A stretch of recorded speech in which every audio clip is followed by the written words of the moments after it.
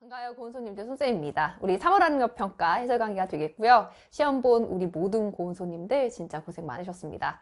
3평은 선생님이 따로 총평 캐스트는 안 찍을 거야. 공지사항에 선생님이 생각하는 난도, 그 다음에 여러분들이 유의해야 되는 문항, 이 정도로 이제 공지사항의 글로 선생님의 자필 해설과 함께 업로드를 할 거고요. 전반적으로는 이제 잠깐 코멘트 하면은 난도는 중상 정도? 작년보다는 어려웠어요. 그래서 다양한 유형들을 넣었고, 그 다음에 또 두 번째로 여러분들이 많이 걱정하는 게 이제 남녀 평균 임금 도표가 나왔는데, 그거는 지금은 신경 안 쓰셔도 됩니다. 네, 틀려도 돼요.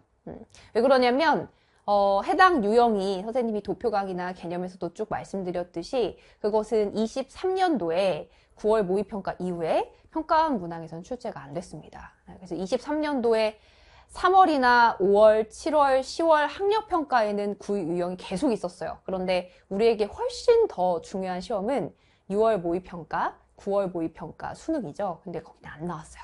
2개년 수능이 안 나왔고, 그리고 심지어 작년에는 5월 학력평가에 해당 유형이 있었거든. 성불평등 관련 도표. 그런데 수능에는 안 나왔어요. 그래서 여러분도 걱정하지 마시고 6월, 9월 경량을 보고 선생님 또 정보력이 있으니까 여러분들에게 경량에 맞게 컨텐츠 제공 드릴 겁니다. 이 정도로 코멘트 하고요. 다양한 유형들이 이제 재미있게 분포가 된 현역들에게는 약간 체감 난도가 높을 수 있는 시험이었다. 선생님 해설 강의를 들으면서 하나하나 여러분들 것으로 잘 정리하면 되는 그런 시험입니다. 자, 그럼 1번부터 차근차근 한번 해설해 보도록 할게요.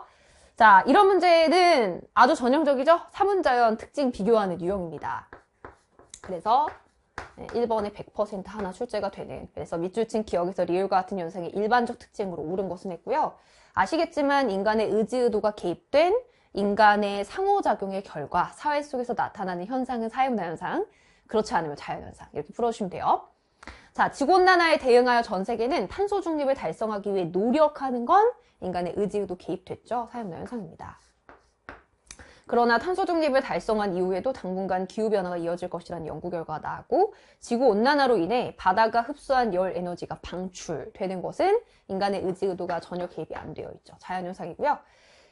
그 다음에 이제 고緯도 지역의 온도 상승 등 기후변화가 지속되는 것도 인간의 의지 의도 개입이 안 됐습니다. 자연현상이고요. 슈퍼컴퓨터를 활용한 시뮬레이션으로 확인하는 건 네, 인간의 의지 의도 개입된 사회문화 현상입니다. 그래서 1번 기억과 같은 사문현상은 몰가치가 아니라 가치 함축적이죠. 틀렸고요. 2번 니은과 같은 자연현상은 개연이 아니라 필연의 원리를 따릅니다. 3번 니은과 같은 자연현상과 달리 리을과 같은 사문현상은 맞아요. 특수성이 나타나죠. 그래서 정답은 3번 이렇게 해주시면 되겠고요. 자, 4번 디귿과 같은 자연현상에 비해 기억과 같은 사회문화현상은 법칙 발견이 불리하죠. 그렇죠? 인간의 의지, 의도, 가치, 신념들이 다양하게 개입이 돼서 법칙 발견이나 대안 모색, 예측이 상대적으로 어렵습니다. 5번 리을과 같은 사문현상과 달리 디귿과 같은 자연현상은 인과관계가 불분명하나요? 분명하죠. 네, 분명합니다. 그래서 정답은 3번 이렇게 해주시면 되는 쉬운 문제였습니다.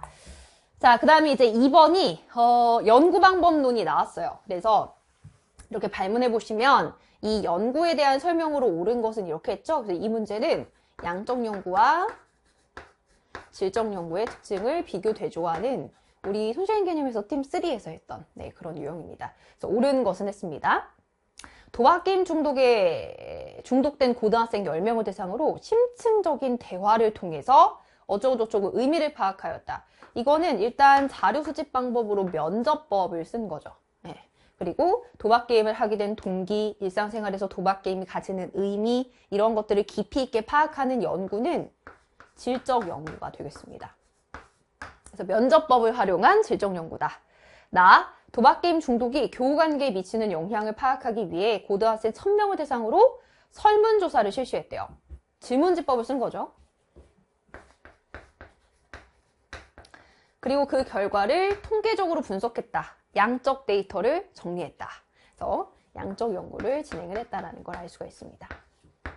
자, 그럼 1번 가는 변인 간의 인과관계를 파악하고자 한 연구이다. 그러한 연구는 나예요. 질적 연구는 일반적으로 변수를 특정하지 않고요. 그러한 관계를 파악하는 게 목적이 아니라 여기 나왔죠. 아주 심층적인 행위 동기, 내면 이런 것들을 깊이 있게 해석하는 것이 목적입니다. 특히나 여기 제시문에 도박 게임 중독 2, 교우관계에 미치는 영향을 보겠다. 그래서 지금 이 앞에 것이 독립변수고요. 뒤에 것이 종속변수. 변수하고 변이는 같습니다. 그래서 그런 것들을 둘의 상관관계를 파악하는 건 양적 연구의 목적이에요. 자, 2번. 직관적 통찰, 감정이입적 이해는. 그렇죠. 질적 연구만 쓰는 거죠. 그래서 이제 가로 고쳐야 되는 틀린 소지가 되겠습니다. 3번. 가와 달리 나에서는 경험적 자료를 통해 결론 도출한다. 이것도 했었죠. 두 연구 모두 경험적인 자료를 수집합니다. 4번. 나와 달리 가에서는 연구 대상자의 주관적 인식을 파악할 수 있는 자료 수집 방법. 달리가 틀렸죠? 우리가 배운 자료 수집 방법이 총 5개인데 여기 면접법, 질문지법 포함해서 그 모든 아이들은 그죠, 연구 대상자의 주관적 인식을 파악할 수 있다라는 공통점을 갖고 있습니다. 정답은 5번이 되겠는데 지금 얘들아 면접법하고 질문지법의 공통점은요. 네, 그쵸. 언어적 상호작용. 연구자와 연구 대상자가 특히 이제 음성 언어, 여기 문자 언어, 주로 문자 언어, 그런 것들의 상호작용이 필수적입니다. 정답은 5번 이렇게 해주시면 됩니다. 그래서 2번은 양적 연구, 질적 연구가 메인인데 자료 수집 방법의 특징도 같이 원래 이제 묶여서 나오는 개념이니까 같이 물어본 문항입니다.